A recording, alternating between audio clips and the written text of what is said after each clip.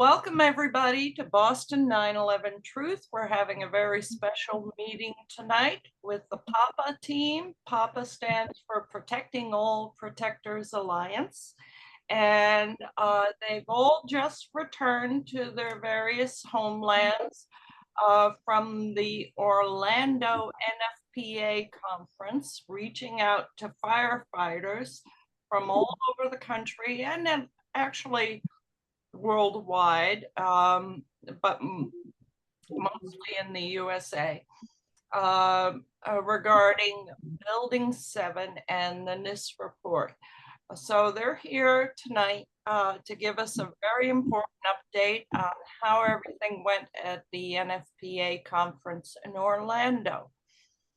Welcome, Richard, Eric, Paul, and two others who have been deeply involved with the PAPA team, Jean and John. Thank you. Hello. Great to be here. Yeah. And we're missing Raul. He's on a flight, so he's here in spirit. And Tony. There's some history here that you guys might want to be aware of. This set of events started 4 years ago with the awareness that the National Fire Protection Association was meeting in Boston, the home turf of Boston 9/11 Truth. And the Boston 9/11 Truth says, we got to do something. We got to be there. We got to be there. I said, well, no, that would take $10,000. The booth alone is $4,000. We'd have to fly people in. We could never do this. So Sue and Al particularly were not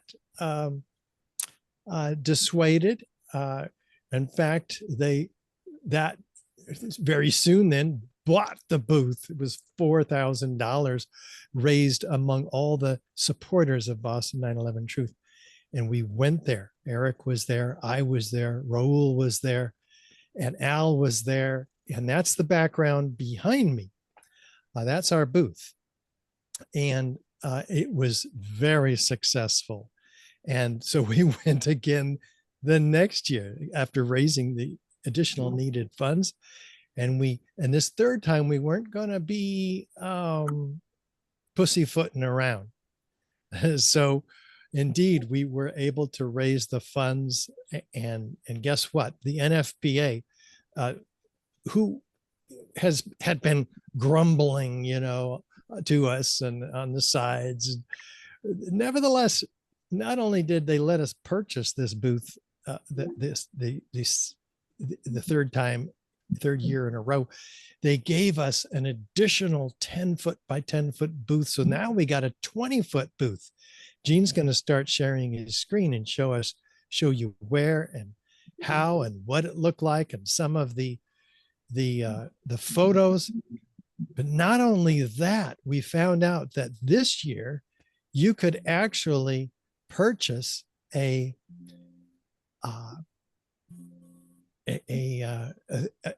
position in the theater on the expo floor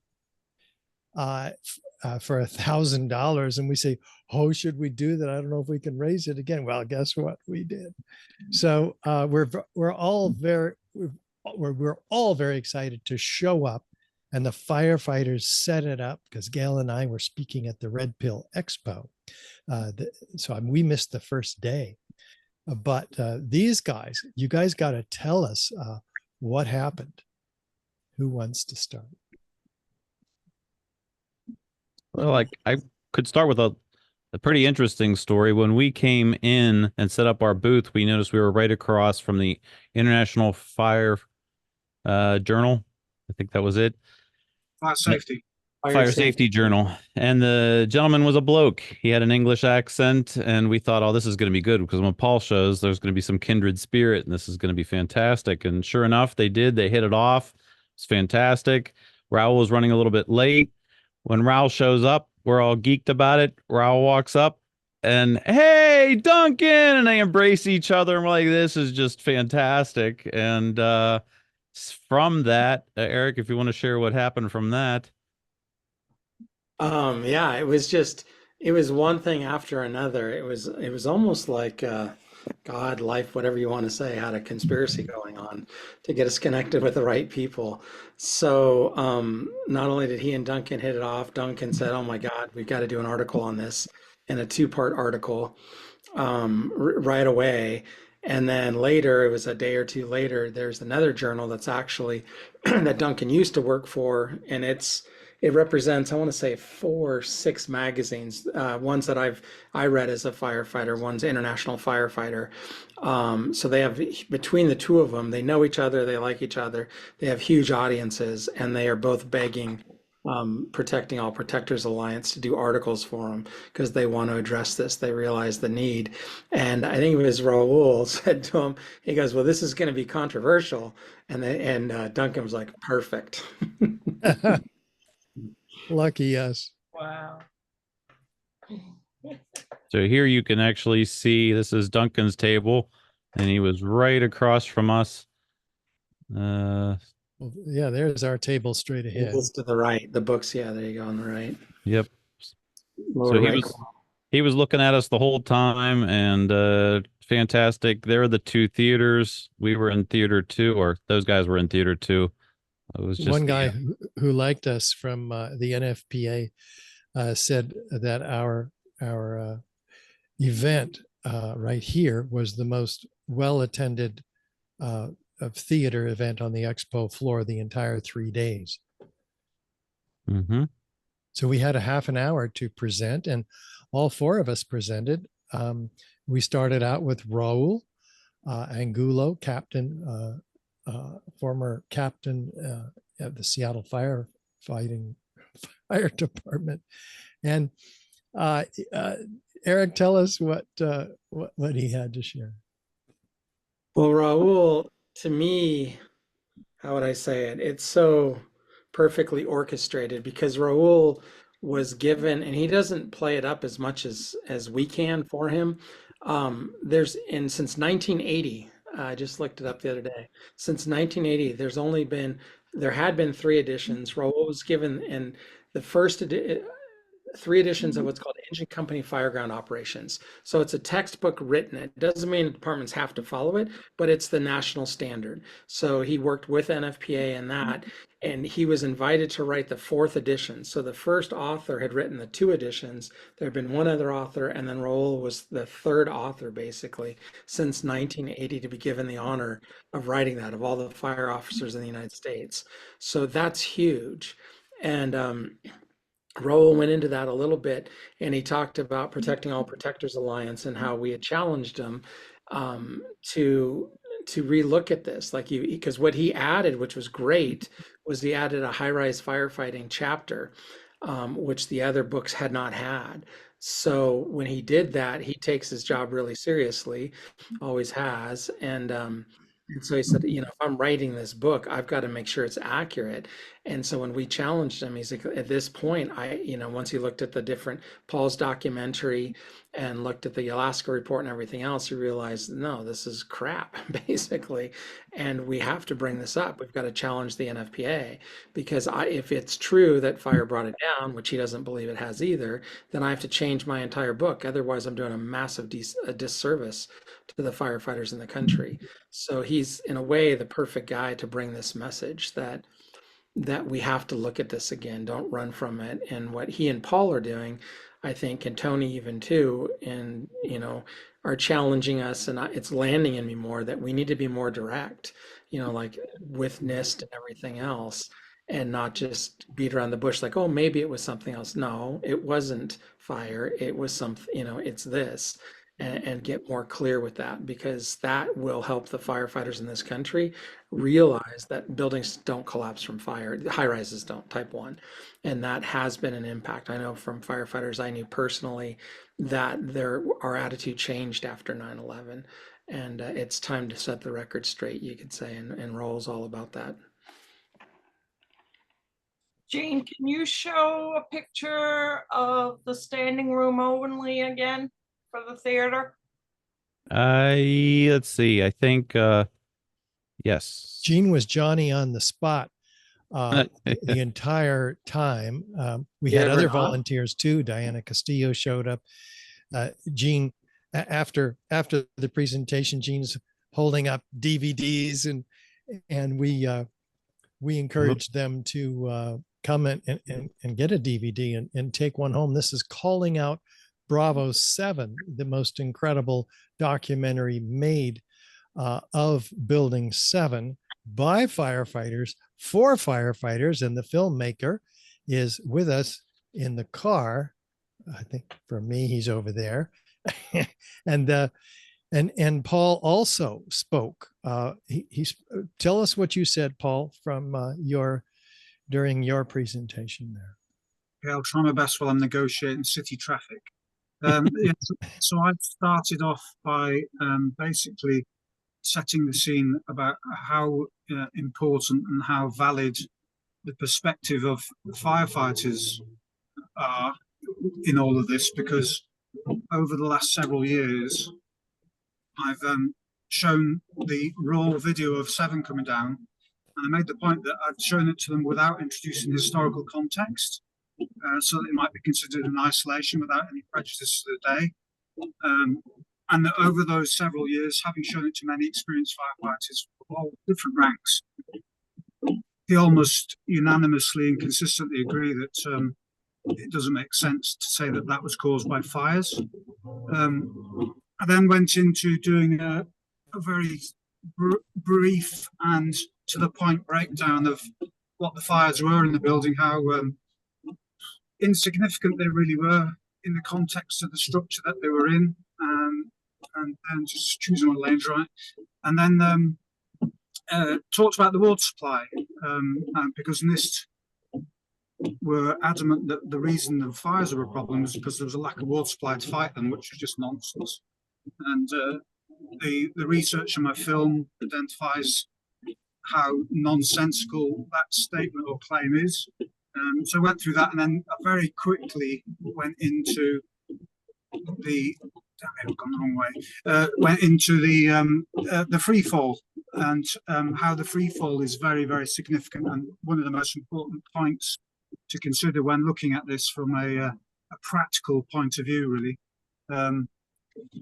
Yeah, and then I handed over to Richard, who went on into Alaska study. So my job was quite easy, really, because the evidence is so bloody obvious and so easy to identify. It was just getting it all in the time frame in a way that you could do the evidence justice. So it was a fairly snappy presentation, but it still took me probably about 12 minutes to get through it all. Yeah. And apologies. Brilliant. Apologies. Say again? Brilliant. Brilliant and bloody obvious. I'm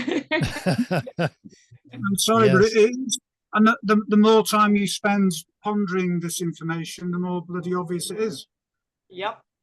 Yeah, And and like for Raoul everybody. said, Go ahead. Raoul said it, when Paul speaks, the British accent adds 25 points to his IQ.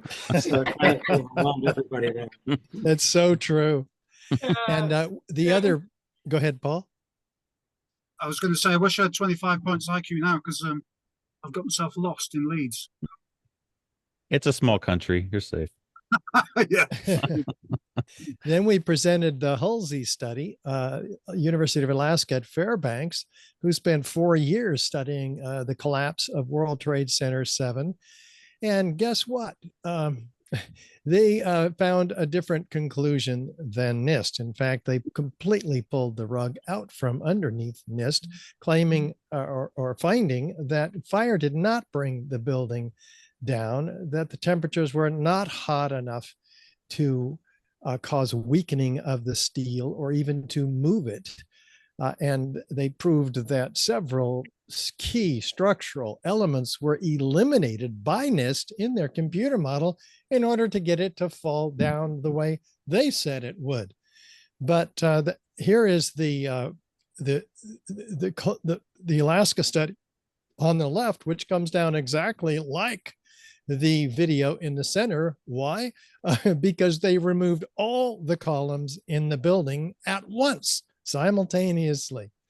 And so then I turn it over here and introduce one of our key figures in this movement. If you want to go back there, Gene, Yeah. Mr. Eric Lawyer. Tell us about what you shared, Eric, in real time. Here, I think playing it's better than me telling you. I guess I could tell you. What do you guys prefer? I mean, in a nutshell, I just propose that we're at a crossroads and it's time to choose. And this is a hard thing because we're challenging the official story and we're asking the NFPA to perform a formal review or and really look at this so that if it really was fire, that we change the fire codes, the strategies and tactics and all that. And if it's not, then we need to look into the investigation process for major fires because it's corrupted. I used the word integrity and something else besides corruption, but it was pretty clear. And then left it with the same team. Really, my intention was to drive home that we're on the same team with the NFPA because they've been around for over 100 and I want to say it's 120 years or something. It's crazy, 1896 or something. They've been around since the 1800s and they were originally a sprinkler. They were there to ensure sprinkler standards because in Boston, did you guys know this? Boston's where it started. Yes. Yeah, and it was the sprinklers that they had basically five different ways to do sprinklers, and it was just creating too much confusion. So the NFPA was created to create standards on sprinklers initially, and then they realized, hey, we need more standards than sprinklers. And so that's where they were, and their mission's always been about public and firefighter safety. And so it was pretty easy to call them in, I guess you could say that, hey, we're on the same team. We're not here to make you wrong, but we're here to join forces with you and we need to address this. So that's kind of where we left it. Yeah, I because think we that did. was very Go ahead. powerful because the mainstream tends to try and divide us all, saying that you're in this camp or that camp and blah, blah, blah. And to start right out, that really struck me as extremely powerful. We're all on the same team. And I appreciate that so much, Eric. Mhm. Lastly, Eric had shared the petition, which anybody can sign. Anybody watching this after the fact, if you just go to protectingall.org/petition, and we are up to 384 signatures. Thank you, Gene. Mhm. How did you do that? Like you made it go up 100 in a day. Just keep I doing that every was day. I was vigilant across social media for a couple days there. Yes. Wow. Yay. Thanks, Gene. Well, For tell those, us about this petition, Eric. yes. Well, for me, the petition, it's, how would I say it? The NFPA is, I can feel them, you could say, because I've talked to several people connected with them. And like, the one lady, I'm not going to name names on this call, but it said, there's some of us that want you here and there's some that don't. And in a way, they're in a very politically challenging position. So the more we can show them their support beyond just a few of us that are concerned, but show that there's significant support, the easier it's going to be for them to do something about this. So I almost feel like our job or duty is to build this support and show them that, hey, this is beyond anything political, and really you want to be on the side of, how would I say it? I want to say right, but that's kind of what I'm saying. You want to be on the side of doing the right thing, and NIST does not, and you can. So let's support you in making that decision clear for your organization, because I'm imagining there's probably, still a split camp, and how do we help them unify on this? So the petition itself calls upon the NFPA to initiate a formal review of the NIST report. I don't know why it took us 3 years to come up with this, but it was so obvious, and we had to all hack it around together for an hour or two on a call to come up with this simple language.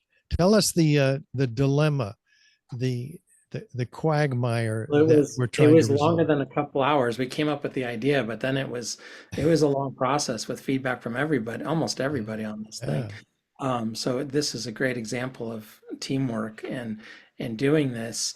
What we're bypassing, and I do get it. Like last year in Vegas, I talked to two of the board members from the NFPA, and they were like, "Why are you doing this?" And shared with them why.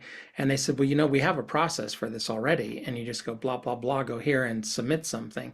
But I knew in that they helped me get more clear in that moment. They don't want to believe what we're about. They actually challenge it, and they're really strongly standing with the official story.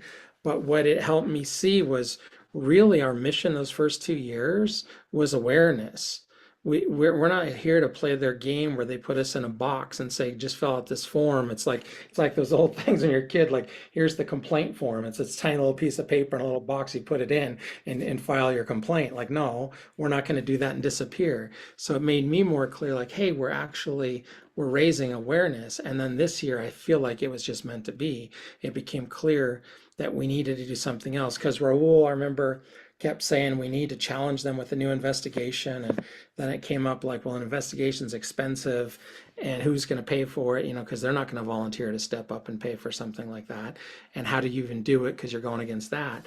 So this just kind of organically unfolded. And I think it's a great approach. It's basically, and respectfully requesting is the language we used, the National Fire Protection Association to formally review the collapse of this building, because their process is, what I learned, is when these investigations come out, they do look at the investigation and what codes need to be upgraded. So it's not, what I also learned was it's not just NFPA board members or people like that. It's an entire process with multi-stakeholder perspectives. So they're looking, from sprinkler companies, from firefighters, from different things. They're looking at all the different perspectives and going, what do we need to upgrade with building codes, with strategies and tactics and that kind of thing.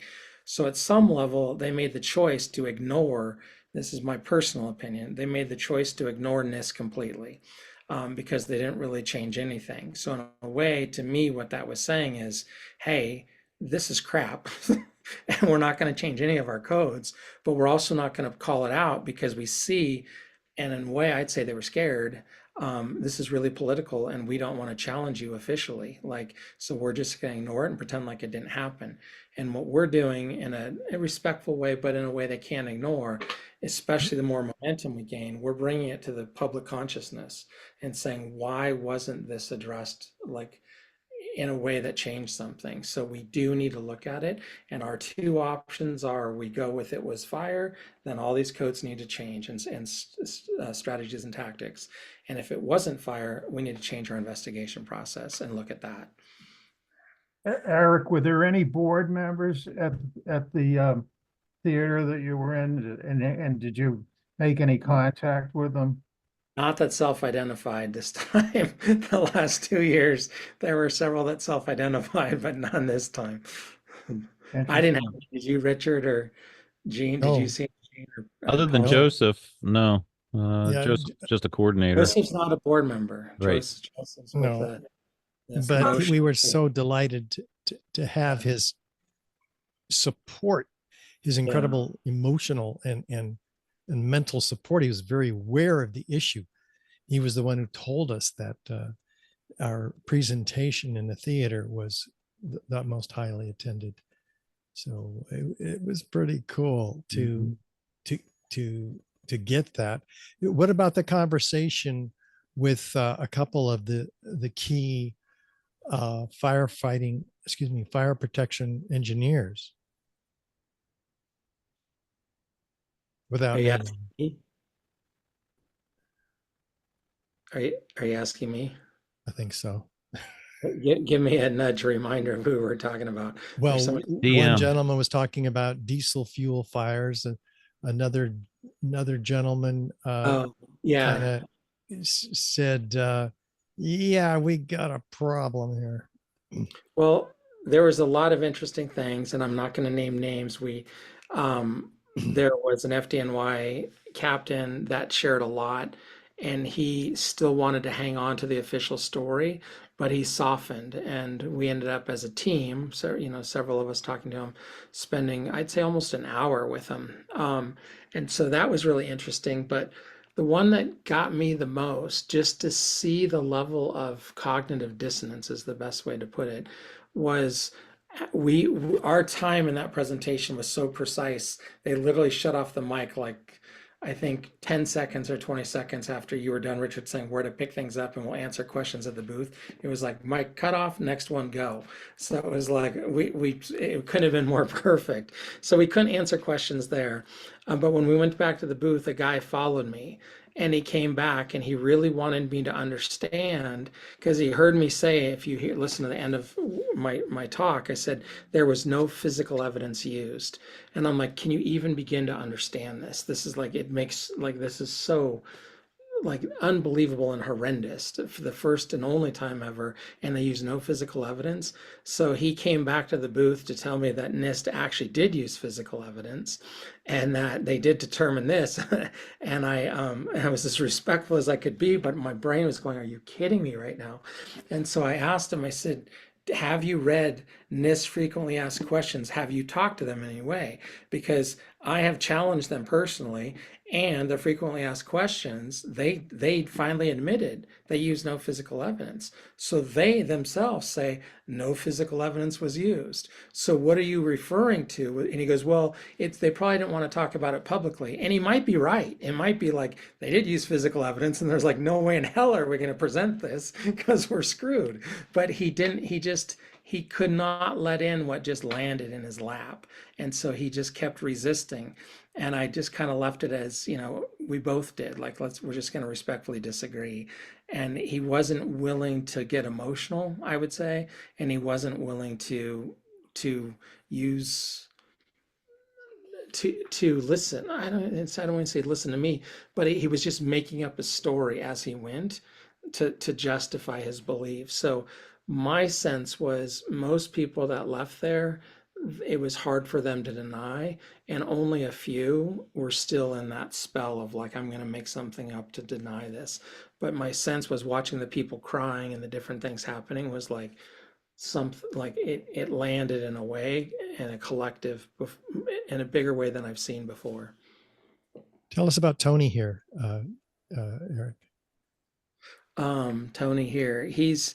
Tony, like we talked about yesterday, Tony was really good at being softer with people. So as we shared yesterday, like Richard was the one that last day where we were really, doing the presentation, everything else, was the one hook on, and then you'd pass it off to me or someone else, and then I'd pass it off to someone else. So depending on if the person was just there to get information and they did want to sign it, they're already on our team, then we just do that. If they want to talk more, we talk more. But the ones that were really on the fence that weren't clear yet, that's where it really took the team using everything, the science mind and the emotional heart and everything else, and helping them see that.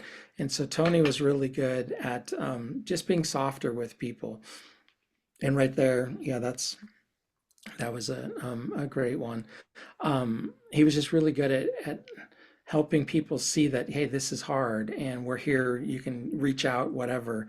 And I don't know how to say it, just Tony's got a way that just connects with people. Mm-hmm. We had two fire captains there. Tony was one of them from Kansas City. Everybody's retired now. But then Captain Raul Angulo, you see on the right there in the flowery shirt. How was his style? Paul, you had some conversations with people with Raul there. Call back. There you go. He's driving his daughter home. I didn't see if he came back yet. Yeah. So how was Raul's style there? Raul's style was there he is. There's great. That's his style right there. Sitting down. I want to learn how to do more what he does. He would tune in, like he'd hear, because he let me be, before you got there, Richard. I was the torpedo or the dart, you could say, that would casually go up to people and, have you heard of this, or blah blah blah. Raul would kind of hang back and until he heard his name, and as soon as he heard his name, then he'd come walking up. And what he's so good at is being so real and funny at the same time. Mhm. So he would just kind of tune into, what does this person need? Something more serious and who I am, with writing the textbook, or do they need something funny? And one of the things that was different this year than the other years was Raul's, he's fluent in Spanish and he's Mexican. And it's not his primary language, though. I asked him because he's so good at it. I'm like, is this your primary language? He said no. But there were a lot of firefighters and fire protection people from Mexico, Colombia, several countries that were Spanish speaking. So he even did an interview with Diana in Spanish, which is the first one he said he's done over anything like this. So he's opening I'd say he's opening the international borders of getting it in a multiple language or a different language. So it was great. And there's his he did book, well. Engine Company Fireground Operations. He's working on the other half of firefighting, which is ladder company fireground operations. He's the author of the NFPA sponsored book on the subject. It's a textbook. He says it's got to be accurate. If it's, I got to be able to trust NIST. And yet the Halsey study, as well as a lot of the other evidence, completely pulls the rug out from underneath NIST. So Raul was invited by these two separate publishers who had booths at the event to write a series of articles. So we've got a series of articles each in two different the major magazines of this industry. So we can't top. We could top it. I can imagine a few ways, but this is huge. So this is the third was like we hit a home run here on this third year of this event, and Raul's going to be writing those starting next week or two. So it's fantastic. And just for fun, to address the whole Hawaiian shirt and that, when you said, Raul, do you have another shirt? Raul's known, just like Chief Brunacini from Arizona, from Phoenix Fire, for the shirts. And Duncan, across the way on our presentation day, when Raul wore a white shirt, it was a Tommy, I think it's all Tommy Bahama shirts, and he's wearing a white shirt, but it's got designs on it. Duncan came over to him. He's like almost fainting. He's like, oh my God. Like, he'd known Raul for years too, not as long as I have, but he's known him for years. And he goes, that shirt right there. He goes, I have never seen Raul so dressed up in my life. Oh, that's great. Well, there's one person I regret not thinking of to invite for this call, and that's Diane Costello. Yeah. Oh, Yeah. she'll pop on if you send her an email. I'll do that myself. Yes, I don't have her contact information. Thank you. I'll do that. And Diane came and volunteered for a couple of days with us. And also Gene, I mentioned, but behind the scenes, the people who gathered all the stuff that we had to purchase, the tables, the tablecloths, the rugs, everything, the banners. If I'd sent it to Justin Harvey, and he brought all this stuff, met the firefighters out there 4 hours early. There's Diana. She's from Miami.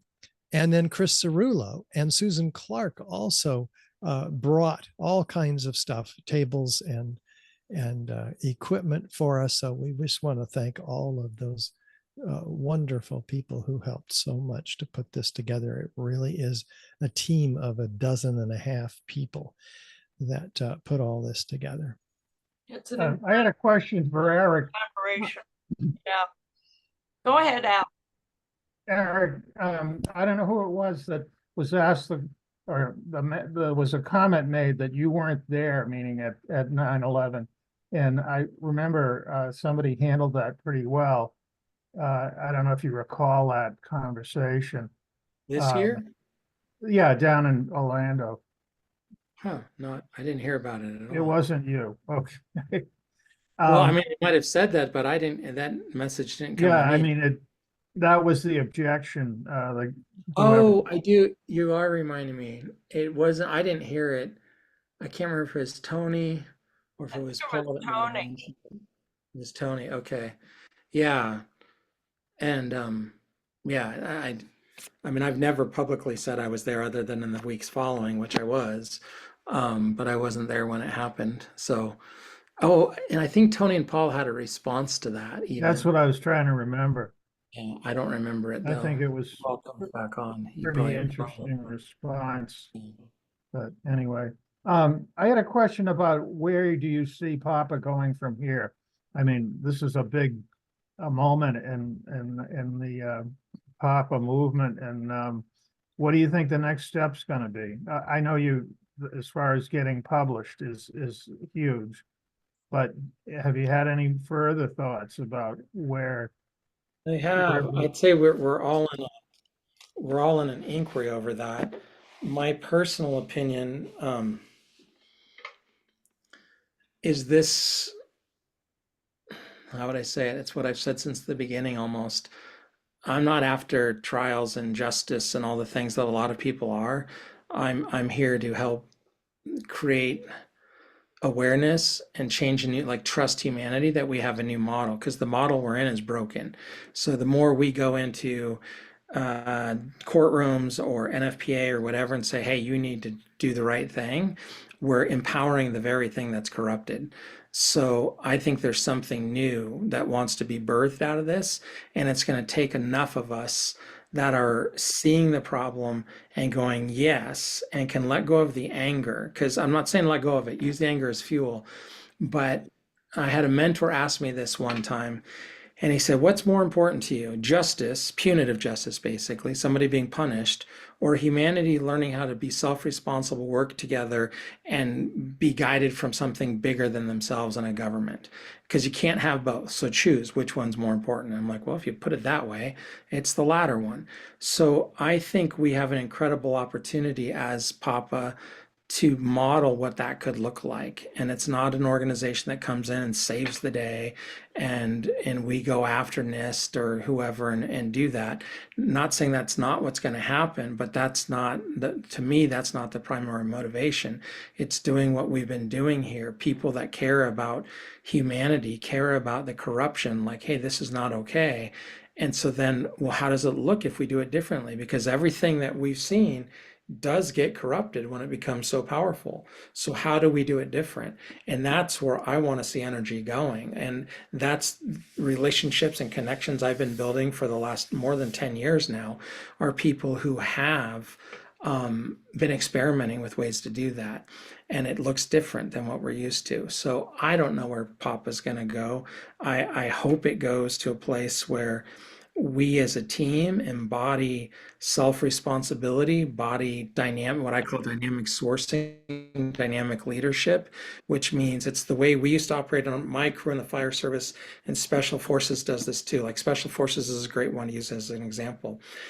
They have the military structure when they're not on operations, but when they go into an operation, what they're using is what they call it dynamic leadership. I call it dynamic sourcing. What I mean by that is when you're responding to something that's really intense from life, it's not one person that always has the best answer and gives a top-down answer. That's the old way. That's the way, we did it in World War II and all these other things. But in reality, when you're in those situations, I had a friend say it this way the best. If you don't know who the source point is, the one that's got the best information for us right now, if you think it's you and no one else is looking to you, it's probably not you. But if you don't think it's you and everyone else is pointing to you, it's probably you. So the more we can learn to go, hey, there's a better way, there's a different way, and it's not from authority, it's not from tyranny, would be a better way to say it, and it's not from I'm in control, so I'm making the decisions. I want to see, and I'll finish with this. I want to see Papa being open, which we're doing. I can feel it, to something new, and at the same time, we're coming together because we have a shared purpose, a shared care. So that thing I said about same team, same mission. Now let's get this job done. And what I want to change in people's minds and realities, the biggest problem I see, and this has been conversations with many mentors, is we have the United States government, we have major institutions, they get locked into being the decision maker and all that. If we can help people see, if we can have a language and a collaboration, understanding and training, we only come together when life wants us, we deliver the job, and then we're done. So if you look at most fires, I said I was going to finish, but I will finish with this now. What I really appreciated about the fire service after I left it, I couldn't see it while I was in it. I did not see it until I left, and I started doing 9/11 Truth and working with nonprofit groups, you could say. And I just saw the massive headbutting, the massive confusion, and there was no coordination. And it was like, this is insane. So what I realized was I always thought the fire department was good at putting out fires, at preventing and putting out fires. It's not. What it's really, really good at, and the world can learn from, is it's probably the master in creating new organizations on the fly and addressing the situation that's in front of them and then dissolving it. And what I mean by that is unless people are in the fire service, they don't get this. We, for every single fire we go to, anything more than 1 unit response, we create an entirely new organization. So we're literally declaring the name of it. So we'll call like Folsom Command or whatever the street it's on. So we declare the organization. We put out a request to the other units responding what we need, and we can bring together a 200 person, like in Seattle Fire and some other bigger cities, we can bring together 200 people or more from the Red Cross, the police, the fire department, everything else, who've never worked together. They don't have to have worked together before. We can bring them together, address the situation, work with it, and then once it's done, we dissolve it, and the leadership for that organization is gone. It's no longer exists. If humanity could start doing that, and this is what I meant, John, when you sent that email and I wanted to respond to it, I am not talking about debates. I'm talking about we create what we had in the fire service that I couldn't see till later was we have a language. We have a way to collaborate together. We know we can bring together coordination system, communication system, and requests. So basically it's not orders. We're requesting this, we're requesting this, we're requesting this. And when we do that, it's beautiful to watch. And then that whole thing just dissolves. And we literally have language for that and say, basically, we send all the units home and say, if the chief at that time realizes it's over, he dissolves the organization. So that organization is completely dissolved. What that prevents is all the shadows that major organizations have. So it's like, that's where I'd love to see Papa, and not on a big scale, but just practice with this. Like let's not try to control it, but let's invite people in who are willing to be on the same team, the same mission, and can align and not bring in their own purpose and their own trying to take the energy, because that's the challenge. If someone's like, I've been 20 years in 9/11 Truth, and I think we need to go this direction, that destroys the whole thing. So we've got to get really clear as a team, what's our most pure purpose? And then when we achieve it, we're done. And that's hard for people to let go. Like, the organization's done when we complete our mission, but what is our mission? That's what we're still figuring out. So that was a long spiel, but that's where I'm at. Thanks, Al. That was great, Eric. So Diana Costello has just joined us. I wanted to welcome her. Thank you for joining us. And I know you were deeply involved in helping this project come to fruition, and they're on the floor and did a lot of videos. So I wanted to ask you to give us your take on what you experienced. You're muted still, Diana.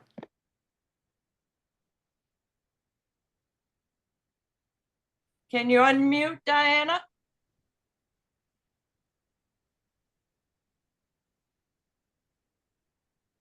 Have you stepped away? She's there. She's trying. You're muted on Zoom. There you go. No? No. So Diana, if you can go through the app, Look on the app on the bottom line. Now I'm There. muted. Okay, hi. Yeah, hi. There you go.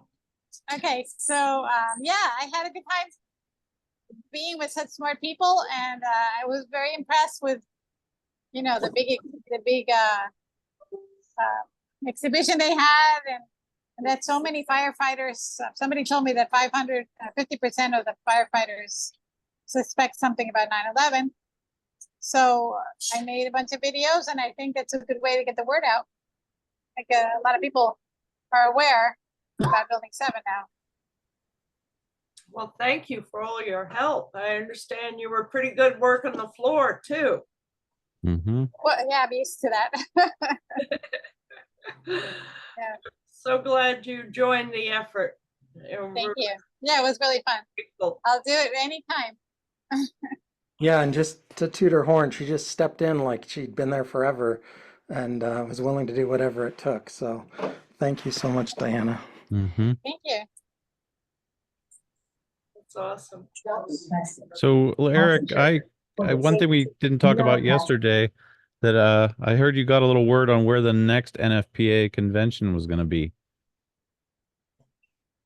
I don't know if you could speak on that or. Yeah, it's I'm just doing something with my son here real quick, but yeah, it's going to be, they announced it, Las Vegas, Mandalay Bay, 2025. So it's back in Vegas. Back in Vegas. Wow. Mm-hmm. Was hoping for New York, but no, that's the Lion's Den. I don't think they'll go there. That would be amazing, but oh man, we'd have to bring some serious protection maybe. Well, at this point, shall we open the floor to questions? Anybody? Raise your hand.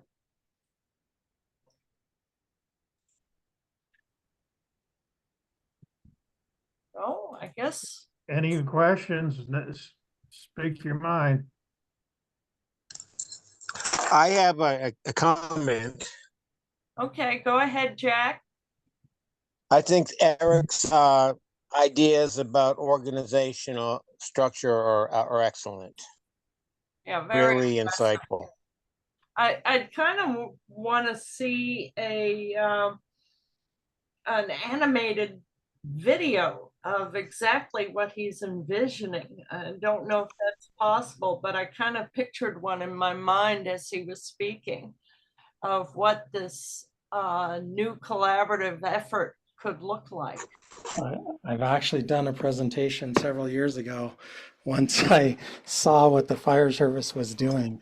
So I do have one I can do. I'd love to update it, but yeah, I already have it, and it has helped a lot of people. Wow. Yeah, I'd love to see that. That sounds fantastic. Yeah.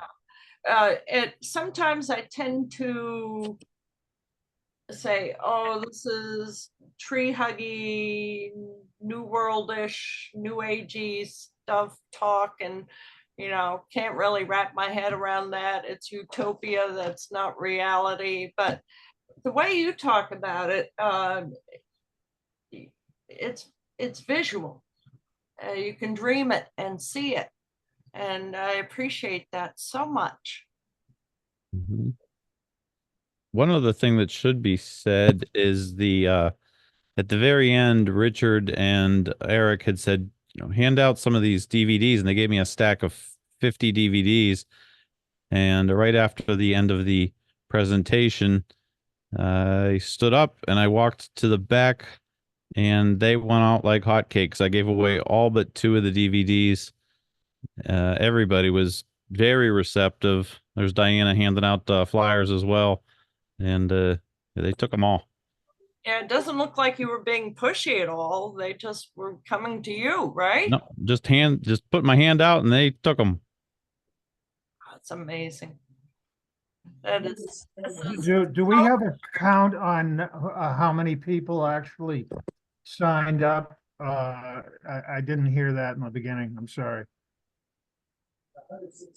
Anybody? I think it was 158. It's less. It's a little bit more than half of the last 2 years, but this year it was way slower. The first 2 days, and the third day that was busier, but we didn't have the numbers that we did the previous. But as I said yesterday on the call, is I feel like the quality of the impact we had was bigger this year, but we had less numbers. And those were scanned, Yeah. yeah. So they'll be getting the information. Yeah, as soon as we get that presentation video, I think, and I don't know, maybe we should talk about that if we send something before we have it, but it'd be good to be able to send everybody that presentation. Yeah, when could we expect that, you know? Richard, you're muted or something. Oh, I see what the problem was. Nobody was listening to me, and there, Um, you guys. We hired a videographer and to record the presentation, and he's working on it right now.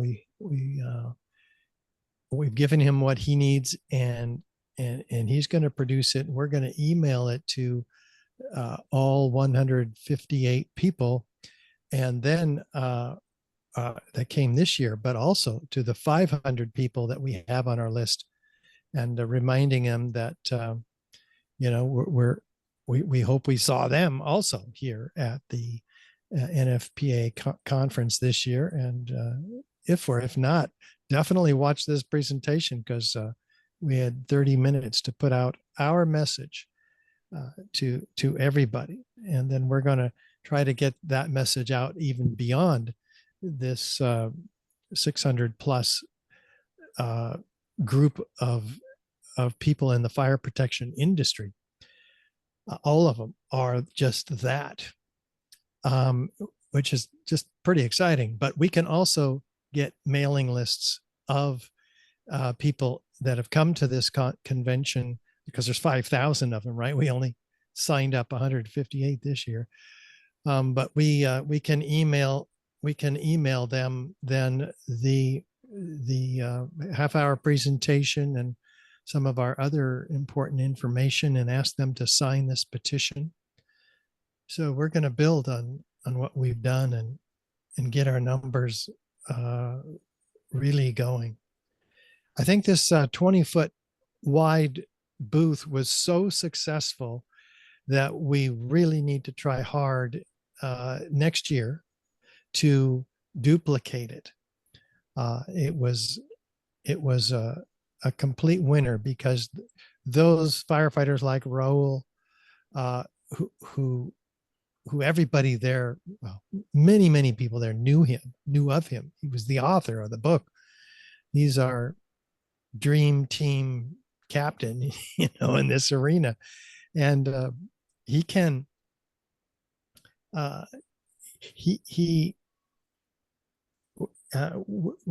forgot what I was going to say. Just too excited, huh? I do I'm like pretty excited. Oh, next year, 20-foot booth. Yeah. So it was all together well more than $15,000. Even though they gave us, and that's with them giving us the second 20-foot, 10-foot by 10-foot. Chris, you had a question. Yeah, question.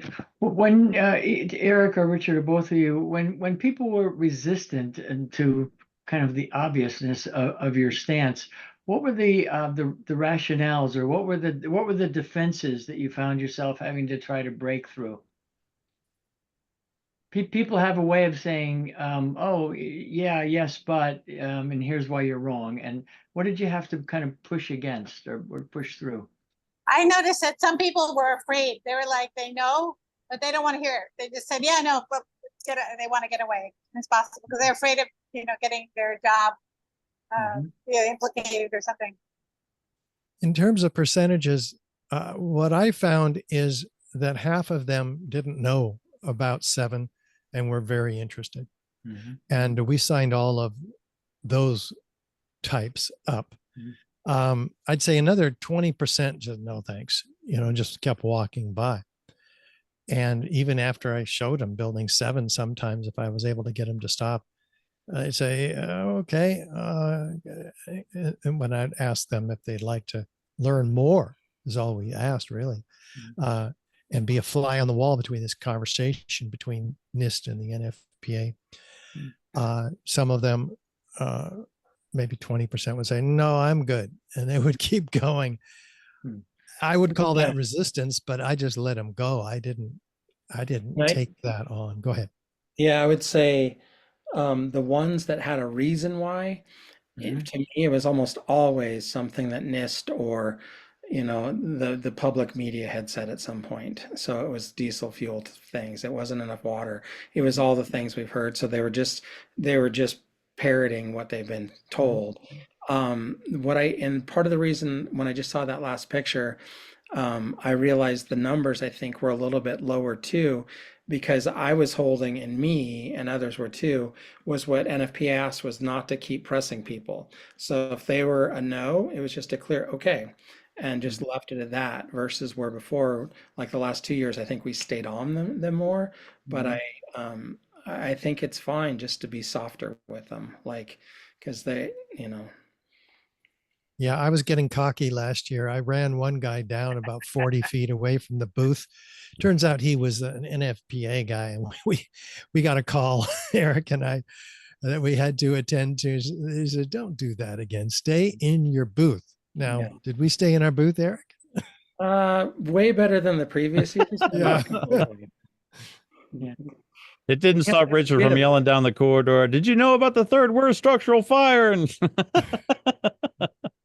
Yep. Had a big booth too. So it actually, with the amount of people we had working it actually was a positive in one way, because it made people think they didn't like. There were several times where it was Raul, myself, it was just all of us, the team, but we'd sit on opposite sides of the table, so it looked like people are engaged because our team was so big. It's like we got 8 or 9 people on the team there doing the same thing. And sometimes they were just. Go ahead. Did you have a scripted comeback of any kind? In other words, prior to the convention, did you go over, the most likely scenarios that you were going to hear and then how to counter them? I'm just curious. Not really. I think we did a pretty good job of addressing it in the moment, and there, like Paul and I have talked about this, was being able to tell, does someone just not know, or are they in an emotional cognitive dissonance thing where they don't need to be told the answer, they need to be heard. And so that, I think that was more powerful than just having standard comebacks. And it was fantastic to watch when one of these 4 firefighters saw somebody was starting to get involved, the other one would start making a walkover, and then there were 3, and then all 4 of them were working on the person, and it was fantastic. And those conversations ended up lasting 15, 20, 30 minutes sometimes. Especially this one you're looking at right here. Yeah. And Tony is here, just joined us, and also Paul is back, or was, and where'd he go? I'm here. Oh, there's Paul. And I'm so here as well. We're showing you guys on the screen. I don't know if you can see, but we're tell us what's going on here, and the question that we're trying to answer is how did we address the resistance that we were met with? Do you want to go first, Tony? I need to find somewhere to pull over a bit better. You there, Tony? I am here. I'm in the back of an Uber. I'm sorry, I've been rushing to get on the phone call, but I'm trying to remember his name. He was a captain. We say first names? We're not going names with these guys, just in public. Okay. Yeah, thank you. So he's with the FDNY, or was. Yeah, he was a captain with the FDNY at the time, and now a battalion chief. He just retired, and he was rather emotional, as you can imagine, but also inquisitive, and inquisitive enough to have a very, very, very long conversation with all of us. And as you'll see in some of these video photos that all, whoops, went the wrong way. He stuck around for a good half an hour. Yeah, it was. Yeah. Here he was. As I go back through and I pan over, you'll see him still over in the corner, still talking to these guys. one Yeah, of the he's an interesting gentleman. one of the take homes for me regarding speaking to some of the people who were actually at 9/11 was that they talk about their impressions of what was going on based upon what they could see when they were in the location and from what other people were telling them. Being firefighters, we know from being at incidents that actually being at an incident doesn't tell you an awful lot about the incident as a whole. You get glimpses of certain aspects of it, and you will hear things from other people which will add to your impression of what's going on, but they aren't necessarily accurate. You're just basically getting snapshots from different perspectives, from different angles, and you will later go back from an incident. The more complicated the incident is, the more relevant this is, and you will find out that things weren't as you originally thought based upon your restricted viewpoints. Now, talking to some of the people who were at 9/11 at the NFPA, and I don't mean to dismiss their experience and what they saw, but they don't match up with the whole picture when it's all considered from a evidential standpoint later on, when it's all pieced together like a jigsaw puzzle. So like this individual that we were talking to here, he obviously, like anybody that would have been there, was traumatized by the event, found it very difficult to talk about, and he had ideas and his own observations that didn't match up with what we're told when all the pieces of the jigsaw puzzle put together. Like his impressions of the fire in Building 7, for example, were that it was a lot worse than it actually was. Yet when you go and examine NIST's account of the fires in 7, and they're going to basically, to fit their narrative and to fit their hypothesis of fire-induced collapse, they're going to make the fires out to be a lot worse than they actually were, and they do try to do that. Yet even their accounts are of no more than normal office fires. They were very modest fires, and in the context of this structure that they were in, they were nothing of anything that couldn't be tackled by firefighters. And even if they hadn't been tackled by firefighters, there were nothing that the building couldn't handle due to its highly specified engineering and structure. So my take home from speaking to people that were there is that even though you were there, it doesn't mean that you have the best and most accurate account of what actually went on. And that might be controversial, and I might get some flack for saying that, but that's the reality, and I don't mind saying it as I see it. And yeah, so sometimes you can be at an incident and you can come away from an incident and read about it in reports and breakdowns later on, and you'll get a completely different perspective, and you go, do you know what?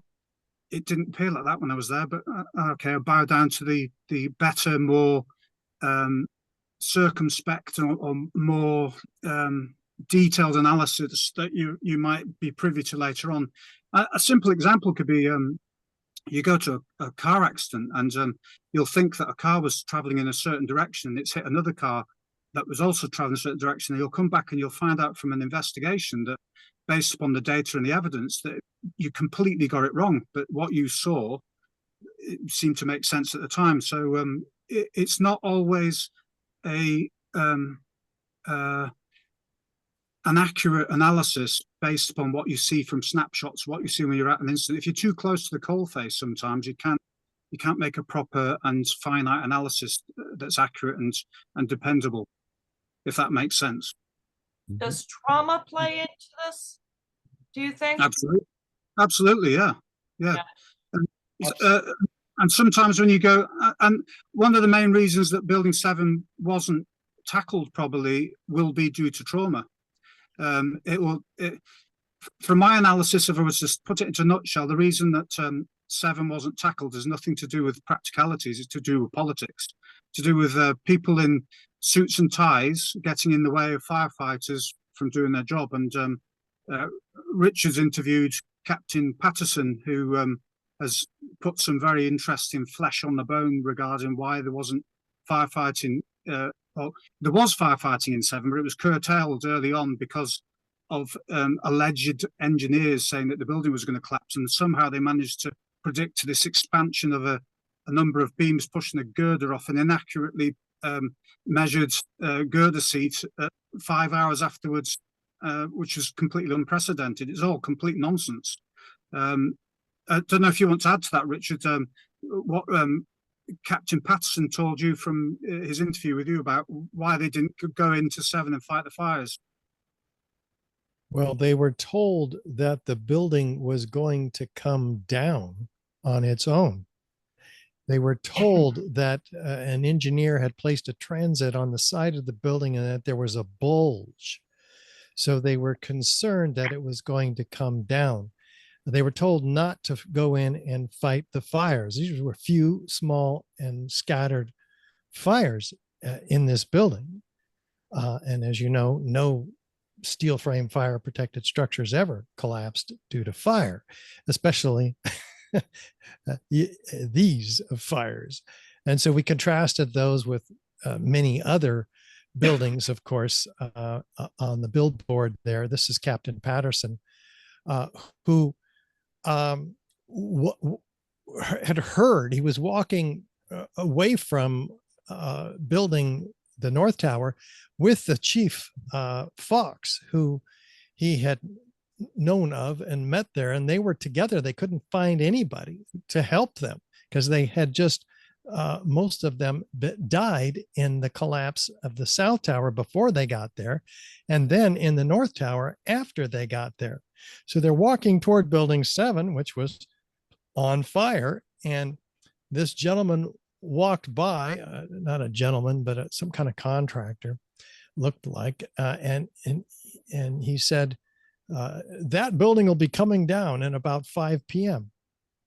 And Chief Fox and Patterson look at each other and they, WTF.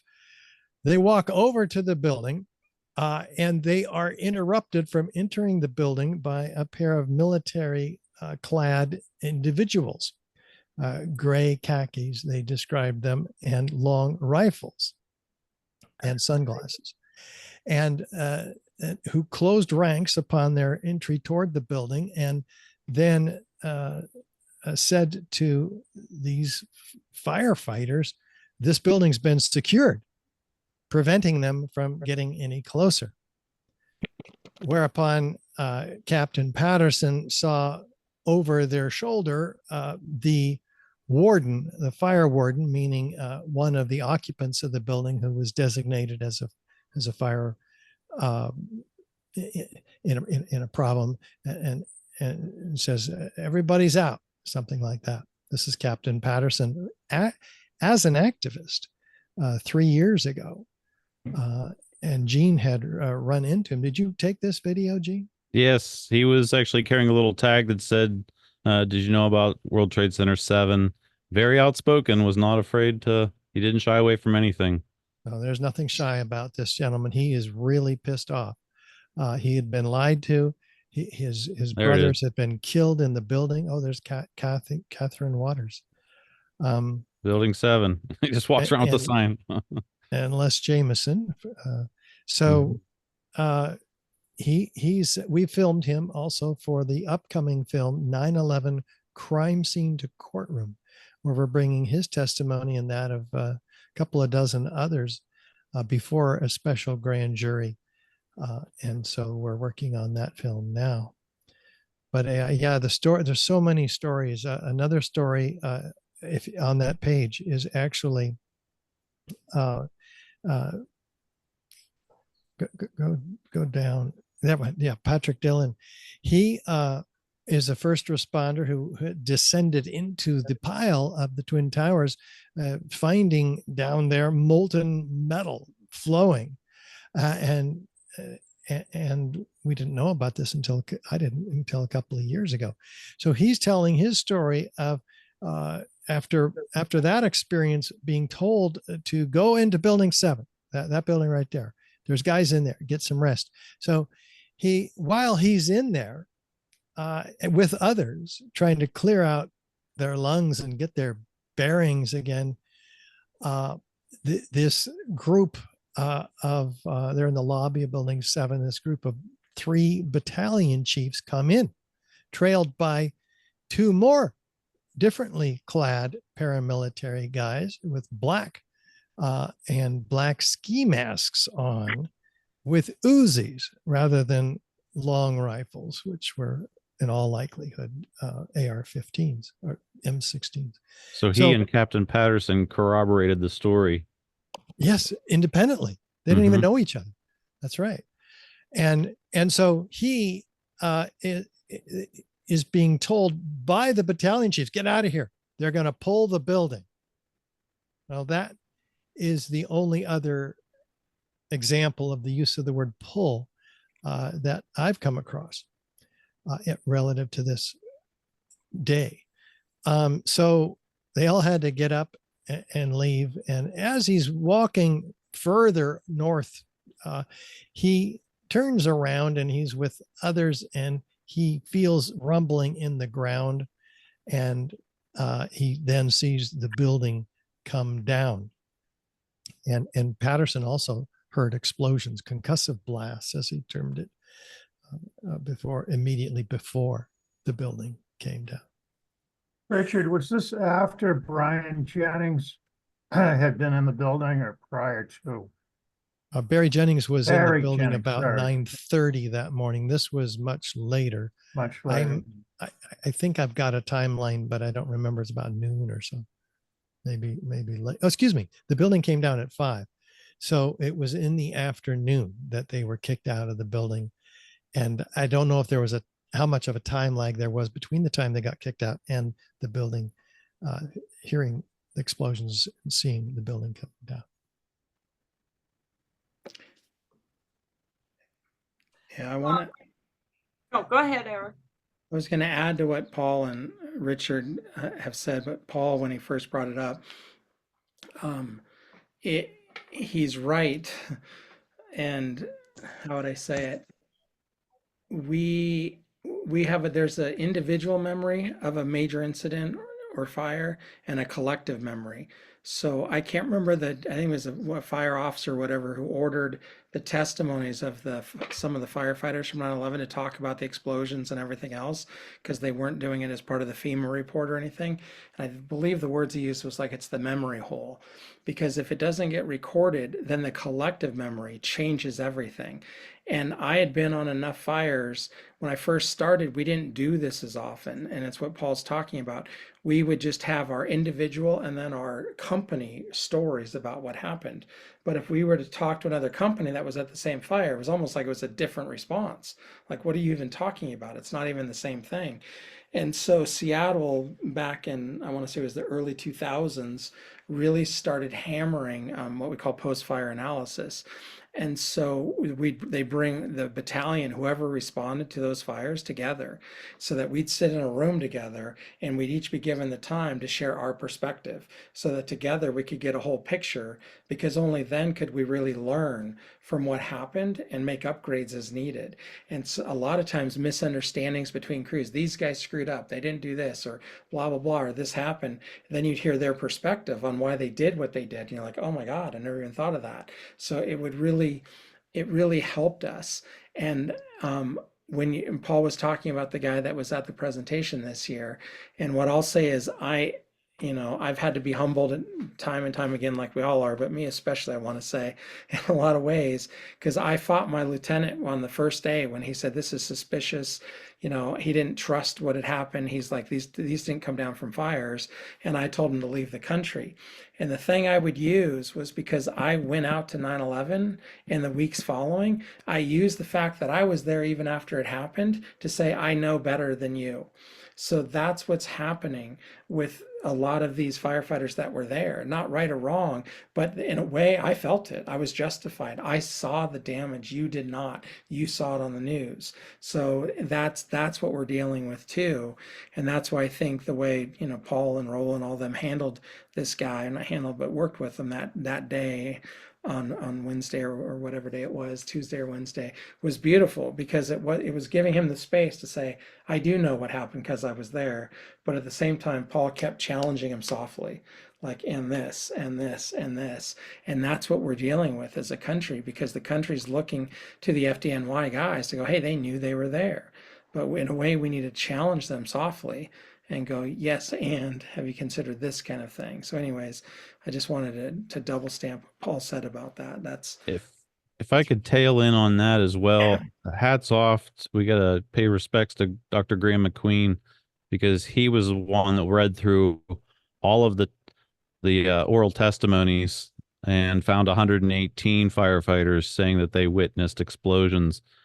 And even then, if I could just read a little bit here, some of these quotations, the above quotations come from a collection of 12,000 pages of 9/11 oral histories that, although recorded by the Fire Department in New York, FDNY, at the end of 2001, they were publicly released only until August 12, 2005. Prior to that date, very few Americans knew the content of these accounts or even the fact that they existed. Why not? Part of the reason is the city of New York would not release them until it was forced to do so. Early in 2002, the New York Times requested copies under the Freedom of Information Act, but Bloomberg's administration refused. So the Times, joined by several families of victims, filed suit. And after a long process, the court released the records. And that's when Graham McQueen went through them and compiled them. And it's fantastic, because now we have this as the collective consciousness. And now it's 186 that he's found since this early work in 2005 that he did. So yeah, absolutely incredible. And many of them, dozens of them at least, heard explosions well before, I mean seconds, many seconds before the towers came down. That's an incredible, important aspect. But of course, we don't and didn't talk about the Twin Towers because everybody knows how the Twin Towers came down, right? Jet fuel and planes. But so this unique case study of Building 7 catches people off guard. Even though they may be emotional, many of them didn't even know about the third tower that collapsed. And so it's so easy with the three TVs we had.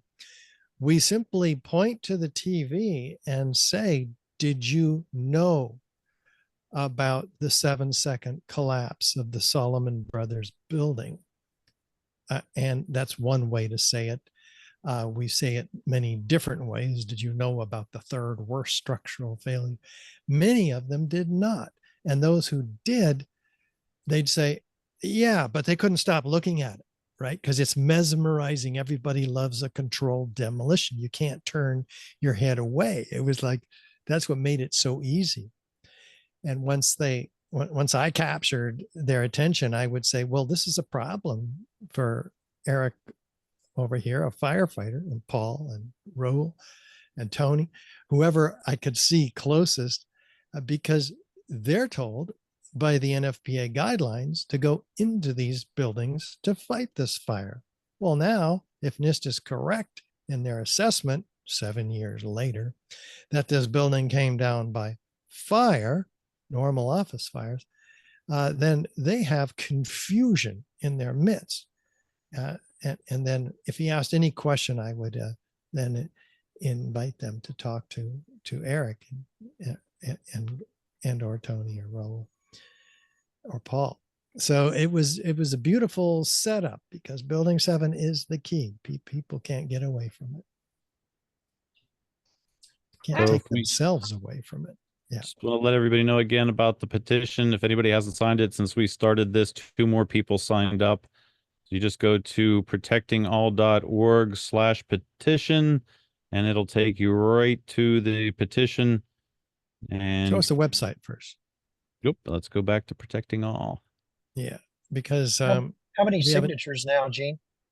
We are up to 386. Yeah.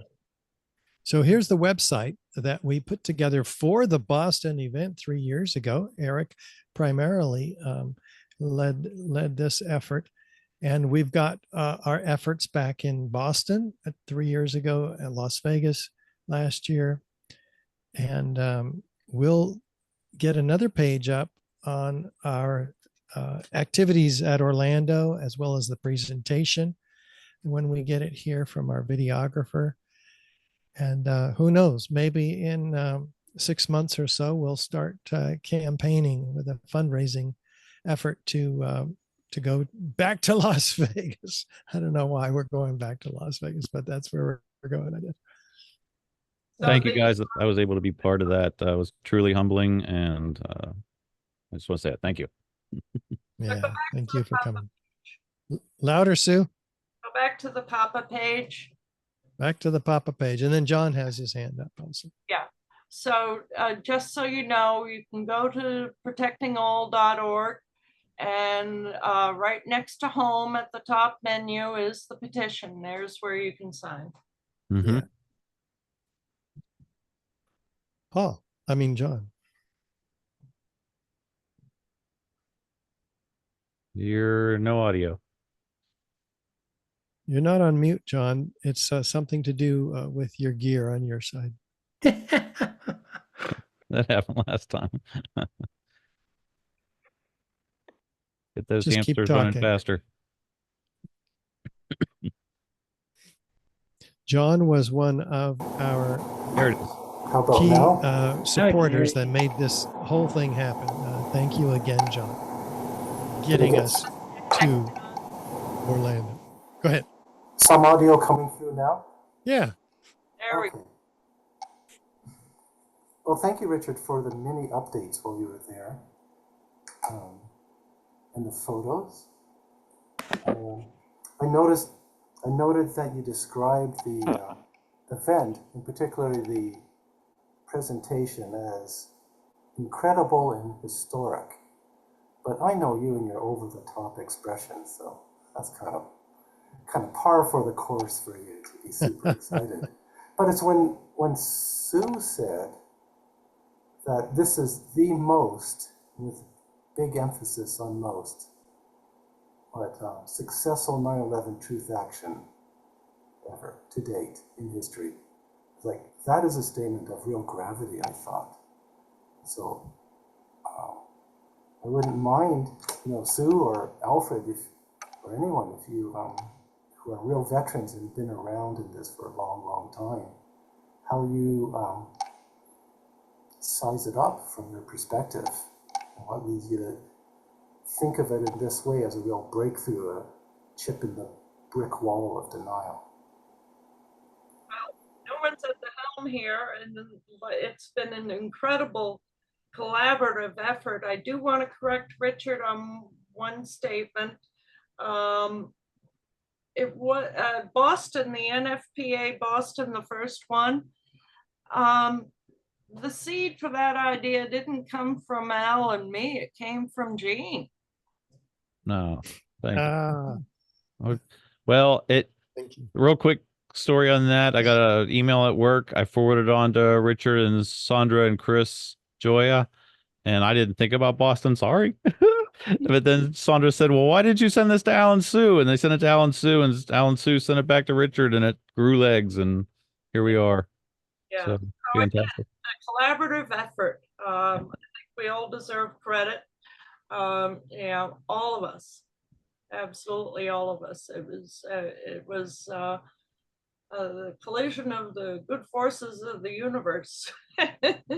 And when we got to Boston, there was one wonderful lady there named Jane Milliken, who hosted all of us in her house. Thank you so much, Jane. That made it possible, and so good to see you. She's such a good hostess, really. Yeah, that was one of the most wonderful offerings that I can speak to. That I was so happy to do that, and we'll do it again if the opportunity comes up. Yeah, if you move to Vegas, you can have us over at your house in Vegas. That's where it's going to be next year. We learned. Oh, I can vouch for Jane. She was the most amazing host I've ever had the privilege of staying with, and I still feel like your place is home, Jane. Oh, yes, very much so.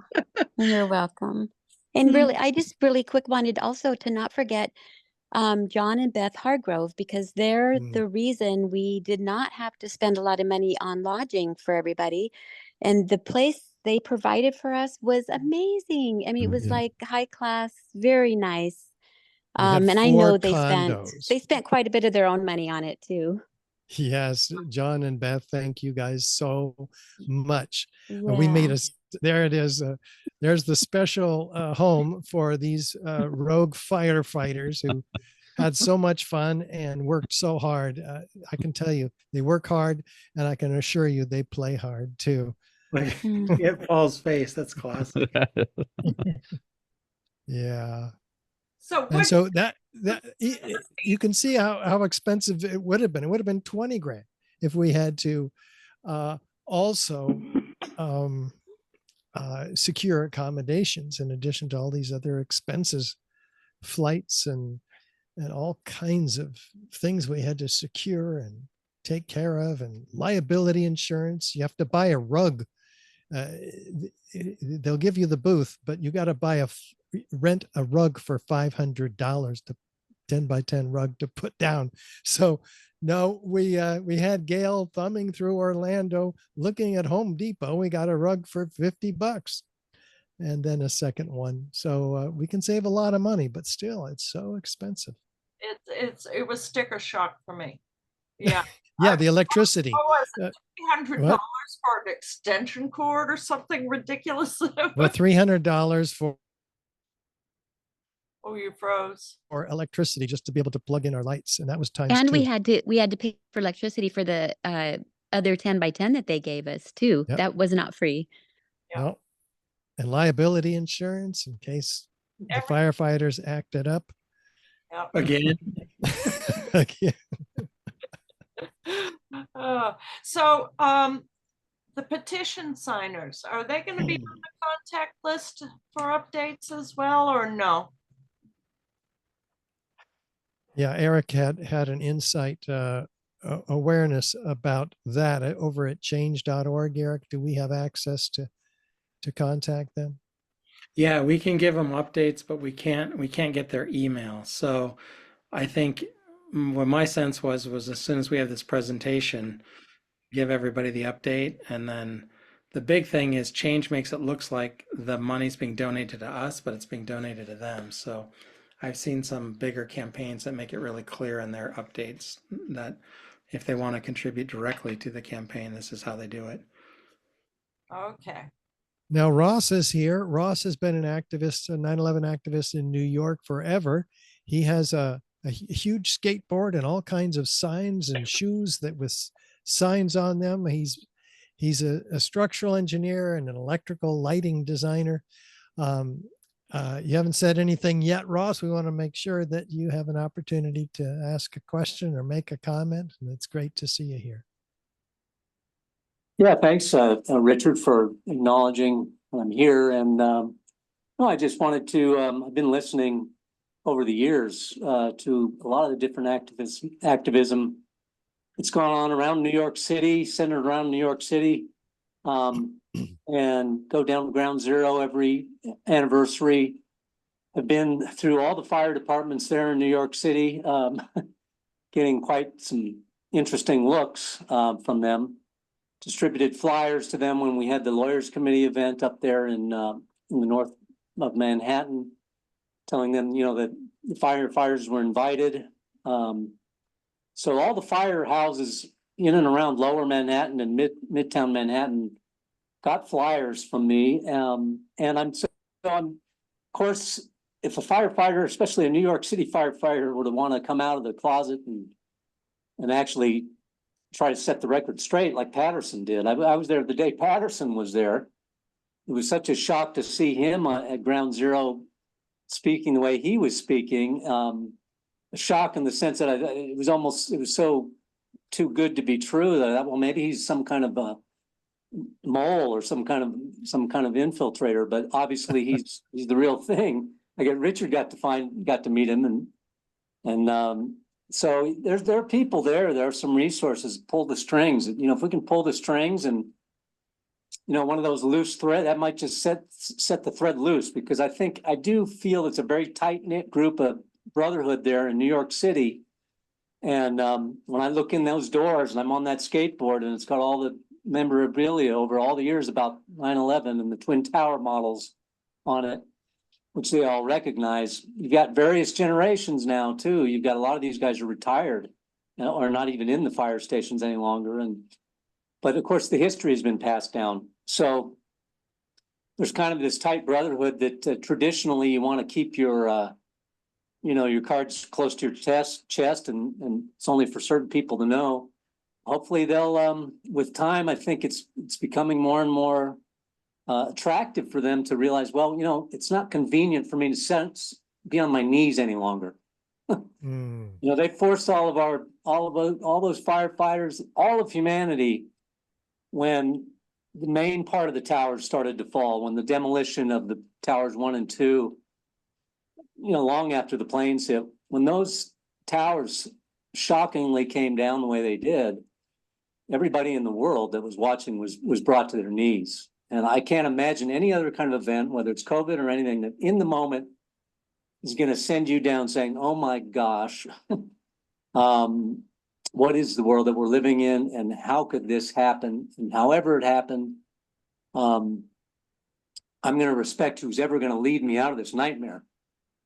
And of course, the government that's their job. And we think it's their job to make us comfortable and to lead us out of to protect us and to lead us into the future. And, in America, especially, religion is secondary. It's our government. Tonight you've got this big debate going on, ridiculously publicized, and it's going to be the biggest event that's happened in the last decade or whatever on television. And that just shows you how bad things are. And of course, 9/11 truth and the Kennedy assassination and the other things you can point to, that's the disease. And we're suffering from that disease and those acts. And so I think the only way back is to be able to heal from those things. And the only way you're going to heal from it is to get them to acknowledge who did it. And just living in a world of lies is not going to be acceptable any longer. So firefighters are guys that the people will trust if they come out and say, yeah, we kept the truth from you as well, just like the government did. So I don't know who's in the government, if it's going to be a firefighter or a politician or an architect, registered architect, or a lawyer or a judge. I'm not, or if it's going to be a group of them, or if it's one individual. Somehow the thread is going to get pulled at some point that's going to acknowledge 9/11 is at the root of all of these problems.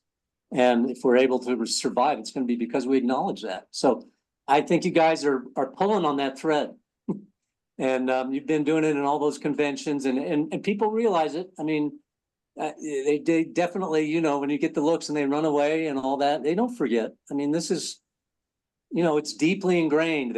We all were put on our knees, and pretty soon though, when the economy gets rough enough, and when things just get too crazy for people, too many wars, too much dysfunction, people are going to say, look, I can't stay on my knees any longer. I mean, I've been on my knees since September 11th, and COVID brought all the liberals back down on their knees. Some people get up off and then they get back down on. But September 11th, most people never got off their knees. It was like, whatever the government says here, especially if they get, they're going to be challenged by somebody, and if the media doesn't acknowledge it, or if they say that the people that challenge it are not legitimate, that's just not going to hold up any longer. When you see it all crumbling around you, and you say, look, I just decided I was going to stay on my knees and believe their science.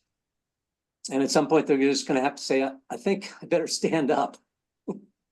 I'll tell you somebody else who stood up, Ross, and that is your counterpart in Boston, Lawrence Fine, who took it upon himself to help out and educate the firefighters. Lawrence, tell us about your activities up there in Boston. And you're on mute if you're there. Is he available, Sue? He's not here with me, so he has to unmute himself. Oh, there you go. Go ahead, Lawrence. We have the the Massachusetts Firefighting Academy, the Department of Fire Services. I've shared PAPA literature. I approached all the fire departments in my local, around Hudson, Bolton, Stowe, Maynard. Pretty much the week after Chris Joya came out with this mutual request for mutual aid.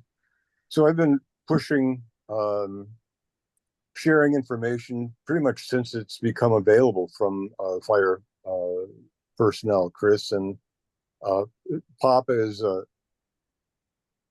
it's just great to see what's happened this third year, and I'm looking forward to passing out, standing at the Department of Fire Services as classes start, or let out in the afternoon and handing out information, a flyer that Gene will be producing.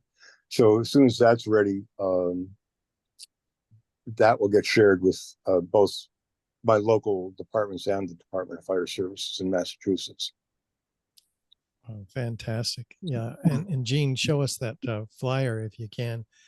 Yeah. That's going to all of these firefighters in the Boston area.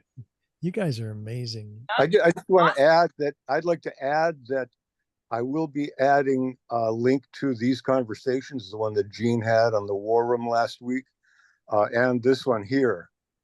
So, I mean, Gene doesn't have to add these links, the links to Boston 9/11 or to his to the Papa site, but I will. I mean, it's just what goes on behind the scenes. The whole human aspect of what this is all about, how it was formed, how it was conceived of, and how it's developed. I think it'd be fascinating for these people to just see how human everybody involved is. Mm. And this is the actual flyer card that we handed out to everybody we saw. So they had something to take home with them. They had a way to get back to the website. They got our mission. They got the NIST problem, the NFPA opportunity, and they were grabbing them. Yeah, that's what I handed out as soon as Gene printed it. Or as soon as he produced it, I printed up a bunch and shared them in the area here. Yeah.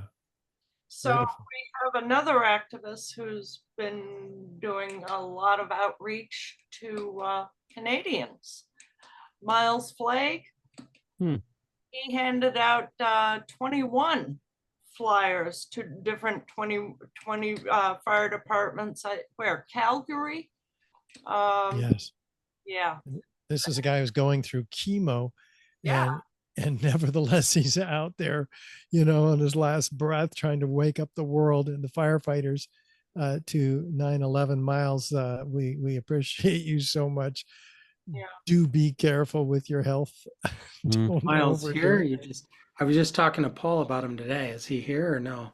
No, I think he's in the hospital right now. I'm not sure, but he was scheduled for a blood transfusion or transplant, I think. He was stem cells transplant. Yeah. Stem cells, right, for the leukemia. So he's had his uphill battles, but that doesn't keep him down. Just an amazing individual. Just want to share that the FDNY firefighters, they aren't speaking out in New York, but they are receptive. Been there the last 7 years of Ground Zero and a Bullhorn. And I had a time when 2 or 3 ladder trucks came by me and turned right in front of my truck at the corner of Vesey and what is that, Church and Vesey. And you can't see it in this one picture. They went by and I put up the peace sign, and the gentleman in the back put up the peace sign back at me. And they read my signs the whole way down the street. So they know.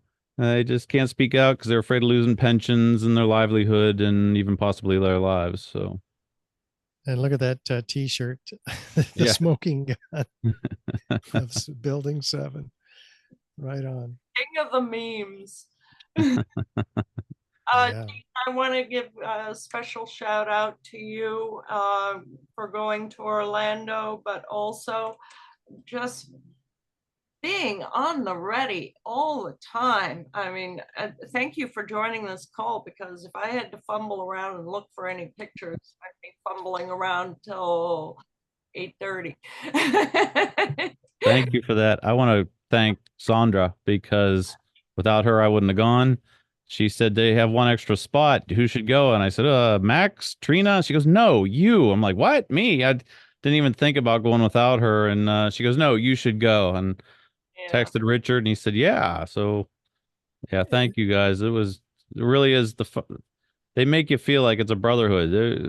You just feel like one of the guys, and Yeah. it was really neat. So, and Sandra has been coordinating our meetings for 3 years now, keeping Papa together because the firefighters are busy really doing their thing. I'm busy doing my thing. Sandra is the mama that has corralled us all together through all of this, and it's amazing. she would be here tonight, but she's driving back to Pittsburgh tomorrow, and she's got a lot to do. So I'm sure she would say hi to everybody. Yeah. Hi, Sandra. We'll have a good recording. Our webmaster has been painfully slow on getting recordings back to us, but hopefully he won't be painfully slow this time. So well, thank you, Mr. Webmaster. Or Ms. Anyway, so we do have an agenda to address tonight. So if anybody else has any questions, I think we can wrap up this part of the program. Speak now, forever hold your peace. All right. Thanks, everybody. It was Thank awesome. Yeah, thank you. And I have to Great. say, you guys have a graduate degree in firefighting I've never heard before. Excellent presentations. They were really good. Yes. Yes. Thank Definitely. you. Thank you. Thanks, Thank you, everybody. guys. Bye-bye. One thing I would say, just to plant a seed, is for the first time, I think we're close to being able to go into firehouses and high-rise buildings and plant the seeds, asking them to sign the petition. So it's like, I don't know what that campaign's going to look like, but inviting them in and helping them invite someone else in so we get something, viral going, but just planting that seed, and I don't know what it's going to look like. Love it. We're on it here. Yeah, Papa calls are still going to be going on. So we're still in the planning stage for our next steps. All right. Next Papa call Sunday, 2 p.m. Right. Eastern. I'd like to say a quick thank you to all the Boston group for your support over the years and for making it possible for us to go to Orlando this year, and our other supporters like John, etc. Thank you very much, because without you guys, it wouldn't happen. It never would have started. So yes, thank you. Yeah. Oh, and definitely a thank you to Sue, the accountant, for all of this, because that's a nightmare, and there's no way. Dull moment. Let's put it that way. Yep. I want to We're getting say up. one more thing that I forgot to say. That I saw two people that were in Orlando that told me that they were supposed to be in the building 7, and their friend or their relative was also supposed to be. So that was kind of odd, Wow. Well, I'm glad they got out or didn't go. Yeah. Yeah. All right. Thanks, Something happened. everybody. It was kind of coincidental that they were there, Yeah. Okay, thank you, bye. Dermatologist appointment. All right. Thanks, everybody. Take care. Bye. Bye. Thanks Bye, guys. for being here. Bring up the